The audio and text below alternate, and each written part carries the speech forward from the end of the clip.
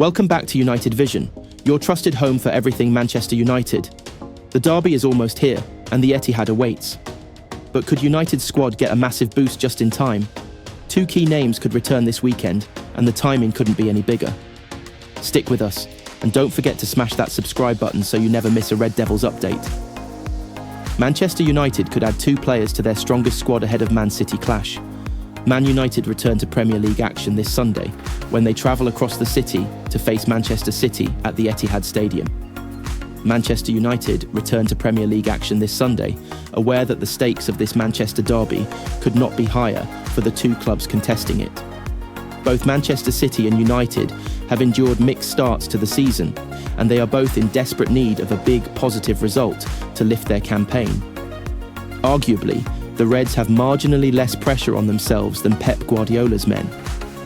United sit above City in the table, and they know that a draw, while not the triumphant bragging rights that supporters crave, would be a positive result away from home. However, there is every reason for Reds fans to feel confident they can pick up all 3 points.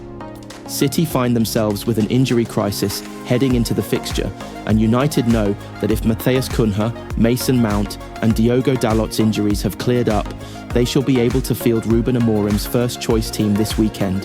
What's more, United have two players who could be added to their strongest squad as soon as Sunday to boost their chances further.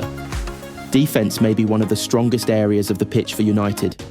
The Reds are starting to look more comfortable in the three-at-the-back system, with their centre-halves suiting Amorim's vision.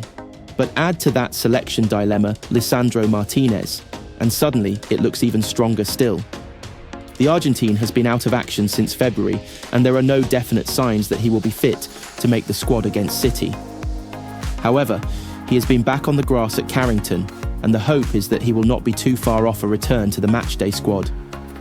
Were he be available for the derby, he would likely be among the substitutes at the Etihad Stadium, taking Aiden Heaven's place in the squad. While potentially harsh on Heaven, Martinez has proven time and again that he gets United and has the right mentality to represent the club. Just having his voice back in the dressing room would be a huge lift for the club and undoubtedly make United stronger. From one area that has been coping well to another which hasn't, the goalkeeping department. Andre Onana is set to depart for Trabzonspor, meaning his place will need to be taken in the squad. Fortunately, Senne Lammens was signed to replace the Cameroonian, and it will be interesting to see if he is thrown in at the deep end or not on Sunday. Altay Bayindir has been the first choice in the Premier League this season, but he has already made mistakes that have questioned his entitlement to start. Will Lammens be given the nod to start? Time will tell, but the Belgian could well be handed a place in his first matchday squad at United for the game, even if he starts on the bench. That's the latest from Old Trafford. Two potential additions that could redefine United's chances in the derby. What do you think? Should Martinez be rushed back for such a huge game? And would you start Lammens ahead of Bayindir? Drop your thoughts in the comments, and make sure you're subscribed to United Vision for more exclusive updates, reactions and inside stories. The derby is coming, and we'll be right here with you every step of the way. Meanwhile, in other news, the buzz at Carrington is electric, with key players returning, Amorim's drills ramping up, and even a surprise boost on Matheus Cunha's recovery. Stick with me as we dive into today's training update. And before we get started, smash that subscribe button and join the family so you never miss a beat from Old Trafford. The buzz at Carrington crackled with readiness and quiet urgency. Despite several first-team stars being away on international duty, a core of returning players assembled in a compact, focused atmosphere. Those absent, from veterans like Bruno Fernandes and Dalot to internationals such as Onana and Ugarte, left gaps, but the squad that reported back brought a clear message. Manchester United are sharpening themselves for the road ahead. Leading the way were Harry Maguire, Luke Shaw and Lenny Yoro, defensive pillars whose return brings composure to the backline. Their presence was a palpable relief. Every measured touch from Maguire, every overlapping run from Shaw, and Yoro's youthful positional awareness reinforced that foundation. The goalkeeping unit looked stronger too.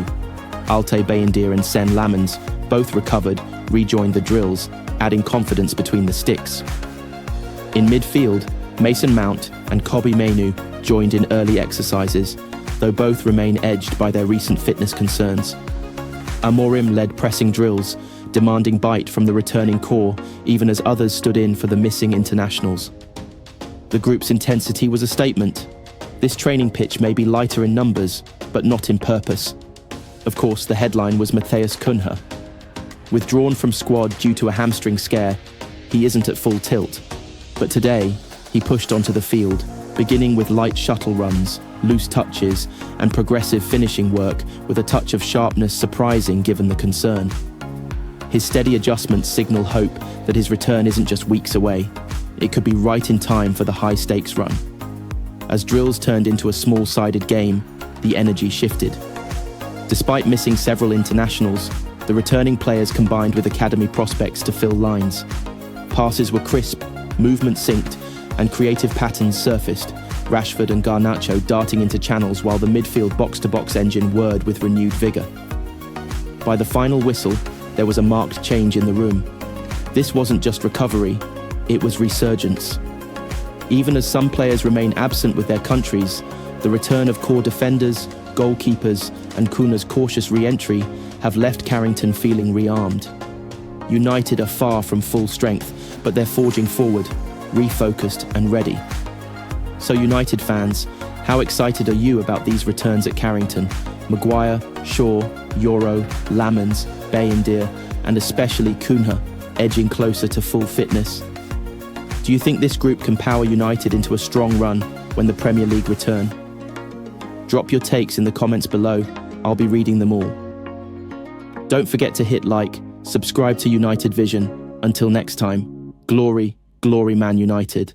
Meanwhile, in previous news, Fabrizio Romano has revealed why Ruben Amorim personally wanted Andre Onana out of the picture at Old Trafford, and the reasons make total sense. Before we dig into the full story of why Amorim was bang on with this call, don't forget to smash that subscribe button so you never miss a single update from United Vision. Manchester United's goalkeeper saga has taken another dramatic twist. With Senne Lammens arriving from Royal Antwerp, Andre Onana has been forced out of the Old Trafford picture and is on the verge of a loan move to Trabzonspor. On paper, it looks like a harsh demotion for a player who cost £47 million only 2 summers ago. But the full story shows exactly why Ruben Amorim was right to push for this decision. According to Fabrizio Romano, Amorim had 2 very clear reasons for showing Onana the door. First, he did not want unnecessary pressure placed on Lammens. At 23, the Belgian is expected to step into the number 1 role, but with Onana lurking on the bench, every mistake would have sparked a media circus. The headlines would have written themselves, "When will Onana be recalled? Should Onana get another chance?" Amorim saw that storm coming and decided to take it off the table. Second, Amorim wanted clarity. United were carrying 4 goalkeepers: Lammens, Onana, Altay Bayindir, and Tom Heaton. An unhealthy situation for any squad, but particularly one where the spotlight burns brightest. By moving Onana out, Amorim simplifies the hierarchy and sends a message. Lammens is his man, no ifs or buts. It's also worth remembering how Amorim's patience with Onana ran thin over the summer. The Cameroonian returned from the break expecting a pay rise despite United's failure to qualify for the Champions League, a miscalculation that reportedly didn't sit well with management. To make matters worse, he injured his hamstring on the very first day of pre-season training, raising further questions about his focus and preparation. Now, Onana gets a fresh start in Turkey, and United avoid weeks of endless speculation. Amorim has taken control of the narrative, ensuring the focus stays on performances, not distractions. And he's absolutely right. History tells us that being Manchester United's goalkeeper is the most scrutinised job in English football. David De Gea, Peter Schmeichel, Edwin van der Sar. Their names are etched in history, but every mistake they made was magnified tenfold at Old Trafford. Lammens has just 1 season of Belgian top-flight experience under his belt, and Amorim knows the only way to give him a fair chance is to clear away the noise. With no European football and no League Cup rotation, the Belgian will have to grow fast under the spotlight. But if Amorim's bold decision pays off, this could be the beginning of a new era between the sticks at Old Trafford. So, United fans, was Amorim right to cut ties with Onana and clear the path for Senne Lammens? Or do you think Onana deserved another chance to fight for his spot? Drop your take in the comments. I'll be looking out for your thoughts. If you enjoyed this breakdown, hit like, subscribe to United Vision, and turn on that bell for the latest from Old Trafford. Until next time, glory Man United meanwhile. In previous news, Grimsby Town's shock Carabao Cup win over United is under serious scrutiny after fielding an ineligible player. Pundits are calling for Grimsby to be kicked out of the competition, and the verdict has fans fuming.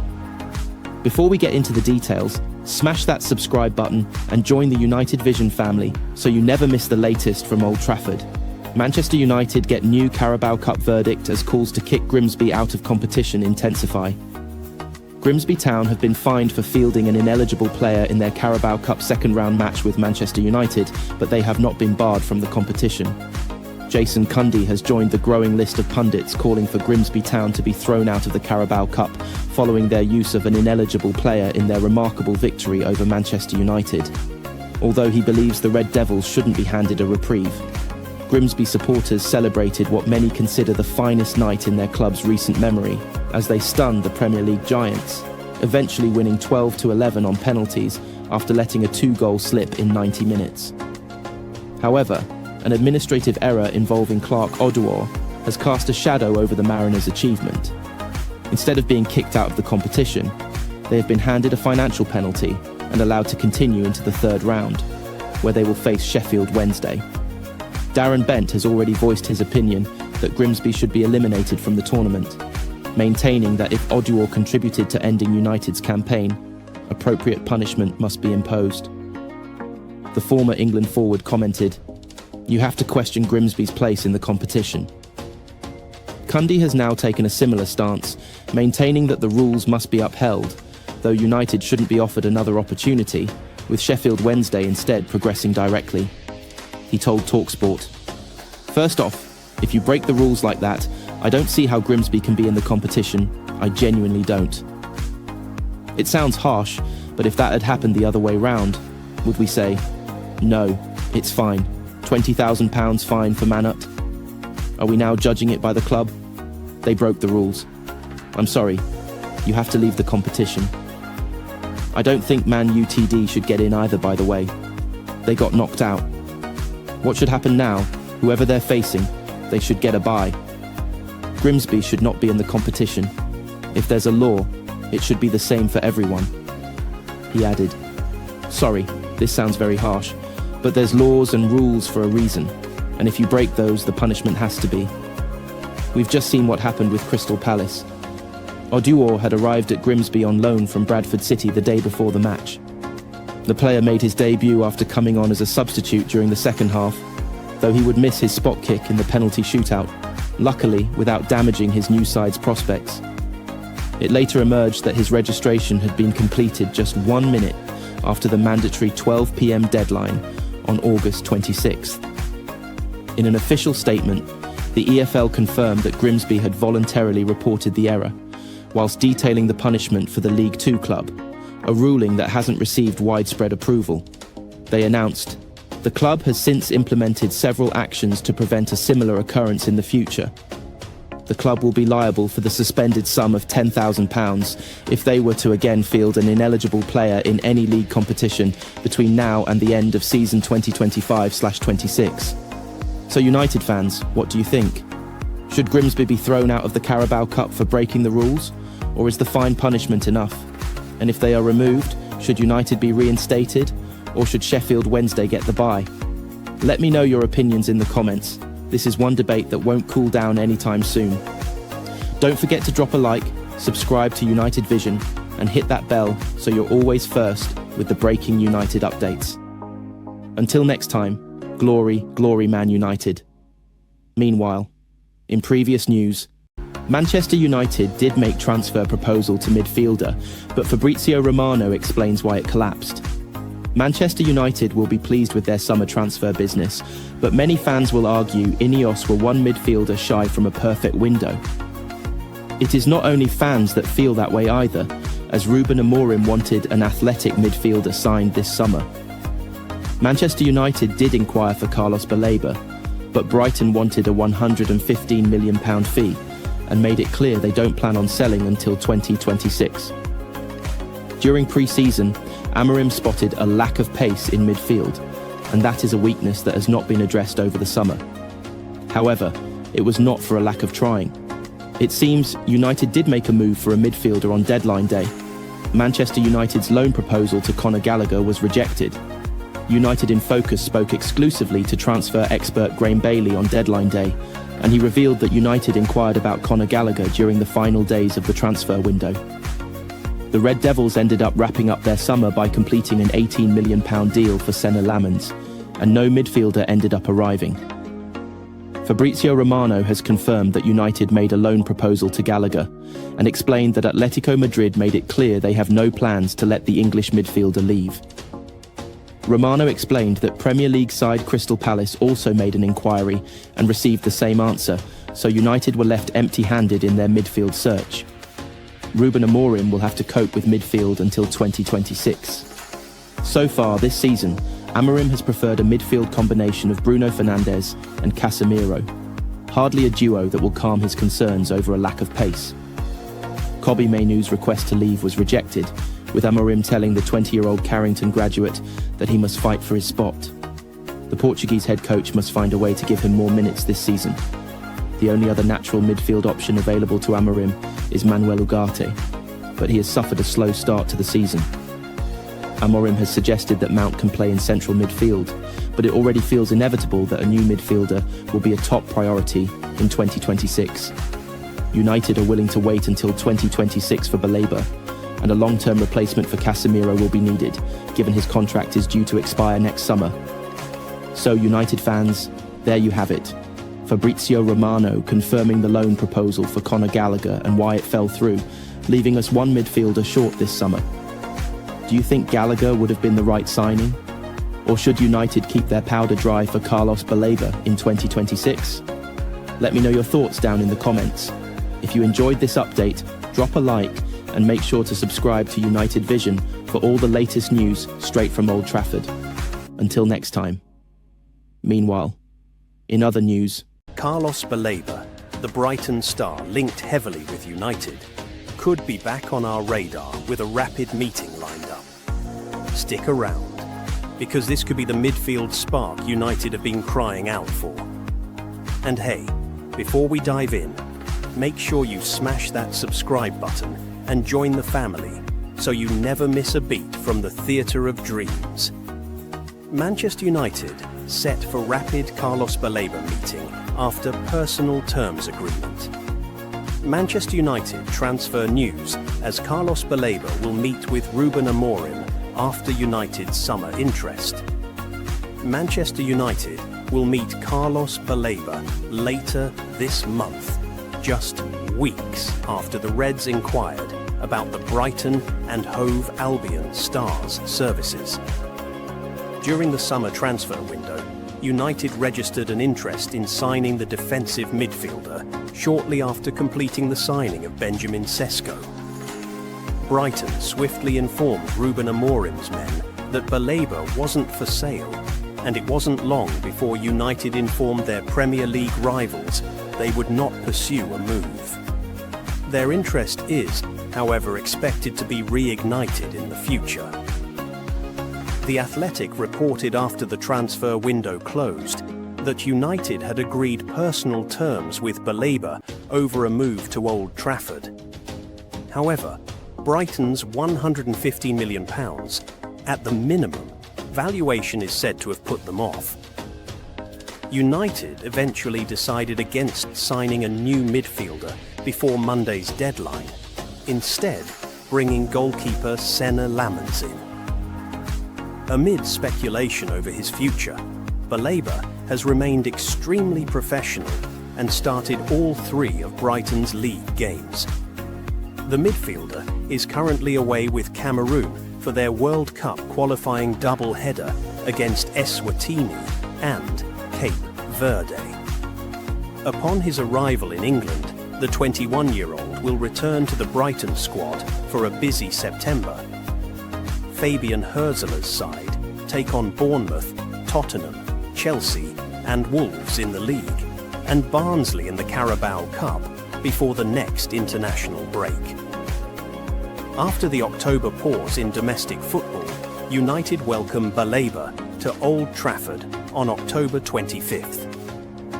The game will see Amorim watch Baleba in action for the first time this season, and comes after a tough trip to rivals Liverpool the week previous.